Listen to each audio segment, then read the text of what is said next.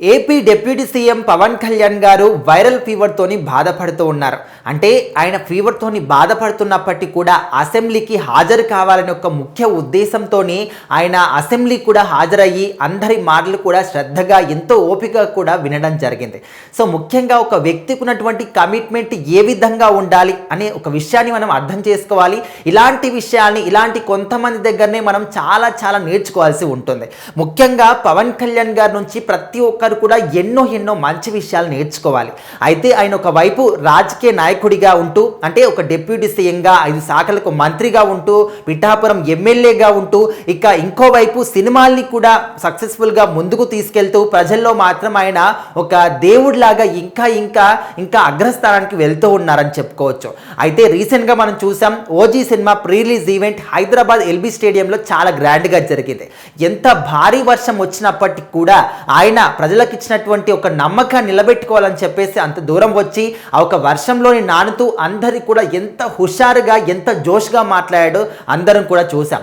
అయితే అటు సినిమాల పరంగా ఫుల్ బిజీగా ఉంటూ షూటింగ్లో పాల్గొంటూ, ఇంకోవైపు ఉస్తాద్ భగత్ సింగ్ ఇక్కడ ఓజీ సినిమా ప్రమోషన్స్ అని చెప్పేసి, ఇంకోవైపు ఇక్కడ అసెంబ్లీ సమావేశాలు జరుగుతూ ఉన్నాయి. అటు ఇంత వాటిల్లో కూడా క్లమ్జీగా ఉంటూ ఇంత బ్యాలెన్సింగ్గా చేసుకుంటూ ఎక్కడ కూడా నిరాశ కలిగించొద్దు అని చెప్పేసి పర్ఫెక్ట్గా ముందుకు వెళ్తూ ఆయన ఆరోగ్యం పట్ల ఆయన్ని పట్టించుకోవట్లేదు. సో ఈ క్రమంలోనే రీసెంట్గానే వర్షంలో నానారు. అదేవిధంగా విశ్రాంతి లేకుండా ఫుల్గా ట్రావెలింగ్ చేస్తూనే వర్క్ చేస్తూనే ఆయన మాత్రం ఇప్పుడు ఫీవర్ అంటే వైరల్ ఫీవర్తో బాధపడుతూ ఉన్నారు. సో వైద్యులు మాత్రం మీకు చాలా రెస్ట్ మాత్రం అవసరం అనే విధంగా కూడా సూచించారు.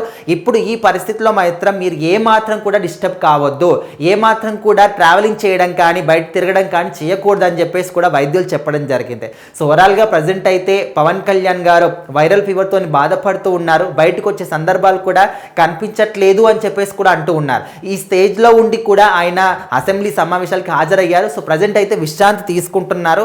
సో ఆయనకు ఏమీ కూడా కావద్దు అని చెప్పేసి అయితే ఫ్యాన్స్ కోరుకుంటూ ఉన్నారు. అదేవిధంగా ఇటు ఇంకోవైపు ఓజీ సినిమా రిలీజ్ అవుతుంది కాబట్టి ఇంకా ఈ సినిమా సమయంలో ఈ విధంగా కావడం అనేది కొంచెం మనకు డిసప్పాయింట్ అనిపించినప్పటికీ, ఆయన బాగుంటేనే కదా రాష్ట్రం సుభిక్షంగా పరిపాలన సాగుతుంది, అదేవిధంగా మనకు కావాల్సిన సినిమాలు కూడా ఇస్తారు. సో అలాంటిది ఒకే సినిమా చేశారు, మనం చూద్దాం, ఎంజాయ్ చేద్దాం, మన రివ్యూలు విని ఆయన కూడా ఎంజాయ్ చేస్తారు, తొందరగా కోలుకుంటారని చెప్పేసి ఫ్యాన్స్ మాత్రం కోరుకుంటున్నారు.